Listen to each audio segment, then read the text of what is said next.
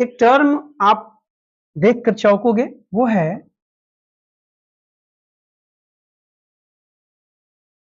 Singular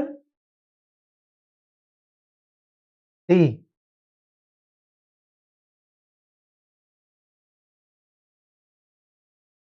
अब बचपन से आपको ये बताया गया है कि दे प्लूरल होता है ना?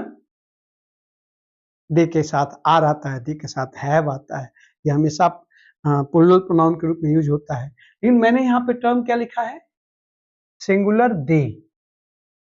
अब ये बड़ा इंटरेस्टिंग बात है कि दे को सिंगुलर कहा जा रहा है।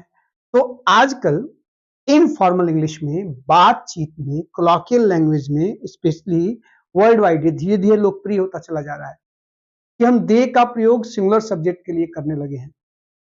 मजेदार चीज क्या है कि ये जिन प्रोनाउंस के लिए इनका प्रयोग हम करते हैं वो सिंगुलर होते हैं, उनके लिए हम दे का प्रयोग आजकल करने लगे हैं। स्पेशली किसके लिए? जो इंडेफिनिट प्रोनाउंस होते हैं। तो जरा इसको भी देख लीजिए कि सिंगुलर दे से क्या तात्पर्य है। तो मामला ये है, जैसे हम लोग जब समवन, ठीक है, एनीवन, ना, इस तरह के जब प्रोनाउंस का हम प्रयोग करते हैं, समवन, एनीवन, ठीक है, या कभी कभी केवल पर्सन एटसेट्रा। अब एक लॉजिक है इसमें, जो जेंडर बायस आता है, उस जेंडर बायस को लेकर के ये बात की गई। सिंगुलर दे से क्या तात्पर्य है? तो मुद्दा ये है कि हम जब समवन, एनीवन या पर्सन शब्द का प्रयोग करते हैं तो इससे एग्जैक्टली ये पता नहीं चलता कि ही की बात हो रही है कि शी की बात हो रही है ना?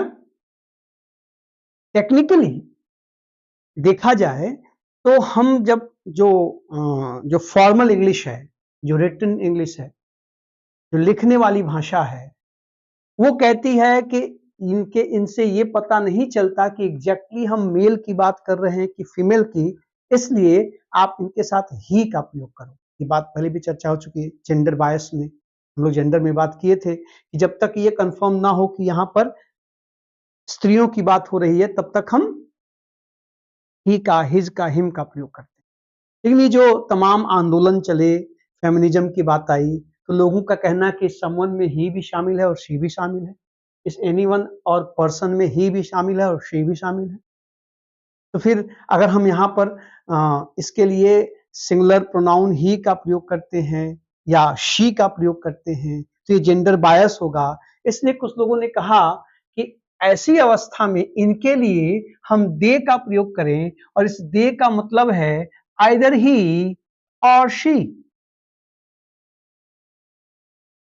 तो चाहे पुरुष हो चाहे महिला हो, दोनों को बोध हो जाएगा। ये एक ट्रेंड चल पड़ा है मॉडर्न इंग्लिश में, ठीक है ना? तो इसी अवस्था में आजकल लोग इनके साथ दे का प्रयोग करने लगे हैं। अब जरा इसको समझने की जरूरत है ना? इसको लेकर कंफ्यूज मत होइएगा, लेकिन इसको आप कोलोकियल, ये इनफॉर्मल ही है, इसको बोलचाल तक सीमित रखिएगा। परीक्षा में जब आप एग्जाम आप दे रहे हैं तो वहां जाहिर सी बात है इनके लिए ही शी का ही प्रयोग होता है, ठीक है? आप कहोगे कि आजकल लोग ऐसे बोलने लगे हैं, तो आप जान लो, जानना जरूरी है कि इफ एनीबडी, मैंने इसलिए एक्सेट्रा यहाँ पे लिखा है, एनीबडी, नोबडी, समबडी, जो भी आना हो, if anybody wants my ticket. ये देखिए जरा इंटरेस्टिंग क्या है, जब एनीबडी आपने सब्जेक्ट बनाया, देखिए यहाँ पे वांट्स लिखा, आपने सिंगुलर वर्ब का प्रयोग किया, if anybody wants my ticket. अब यहाँ पे कह रहा है कि यहां जो प्रोनाउन आप लेके आओगे वो प्रोनाउन ना दे, लोग बोलने लगे हैं कि दे कैन हैव इट, तो इसे ले सकते हैं। अब यहाँ पे ध्यान दो, अब ये दे किसके लिए आया? इस एनीबडी के लिए। और ये तर्क है कि चूंकि यहाँ पर ही और शी दोनों हो सकते हैं, इसलिए ही या शी का प्रयोग न करके दे का प्रयोग किया जाए। ये बोल चाल की इंग्लिश में, कोलोकियल लैंग्वेज में, कॉन्वर्सेशनल इंग्लिश में धड़ल्ले से चल रहा है, और वर्ल्ड वाइड बहुत ज्यादा पॉपुलर हो चुका है। आज से नहीं, ईयर्स अगो, सैकड़ों साल से ऐसा प्रयोग हो रहा है। तो आप जाने रहिए, इसी को ग्रामेरियंस ने क्या कहा कि ये सिंगुलर दे है। यहाँ कोई आप जब पर्सन के लिए, इसके लिए आप इसका प्रयोग करते हैं तो आप इसको लिख सकते हैं ना।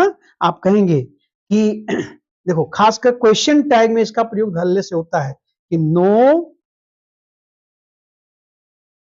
बडी वॉज लेट। इंटरेस्टिंग, देखिए यहां पे वॉज आया, लेकिन यहां पे क्या आएगा, देखिए वर दे। अभी देखो, क्वेश्चन टैग जब बना तो ये दे हो गया, और यहाँ पर वर्ब भी प्लूरल हो गई, क्योंकि दे के साथ वॉज का प्रयोग तो हम कर ही नहीं सकते। फिर देखो, nobody was let were they, if anybody wants they. ये आजकल बहुत लोकप्रिय है ना, ठीक है। आप लिख सकते हैं, एक सेंटेंस में यहां लिख दे रहा हूं यहां पर, ठीक है। एक एग्जांपल मैं पर्सन का देना चाहता हूं, ठीक है। इसको देख लो, मैं आपको नेक्स्ट पेज पे लेके चलता हूं। नेक्स्ट पेज पे यहां देखिए, आप कह सकते हैं कि इफ अ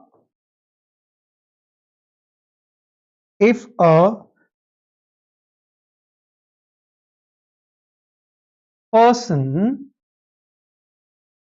ना, इफ, बल्कि इफ की जगह वेन कर लेते हैं, यहां वेन कर लो,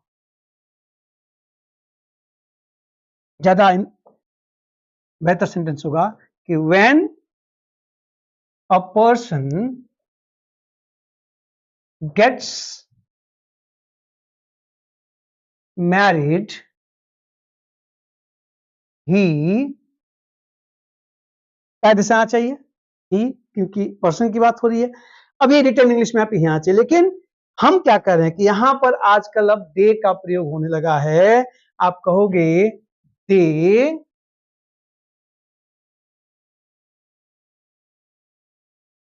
बिकम रिस्पॉन्सिबल। विवाह के बाद आदमी जिम्मेदार हो जाता है। अब वो पर्सन में मैन भी हो सकता है, वुमन भी हो सकती है। यहां पर देखो, जो दे आया किसके लिए आया, इस पर्सन के लिए आया। तो ये जो तरीका है आपको अब खूब सुनाई देगा, और इनफॉर्मल राइटिंग में दिखाई भी देगा। आजकल जो तमाम नॉवेल्स चल रहे हैं, आप गूगल पे जाओगे, आप एआई के पास जाओगे, तो वो आपको पर्सन के लिए, एनीवन के लिए, समवन के लिए, एनीबडी के लिए, समबडी के लिए, इसी तरह से क्या करेगा,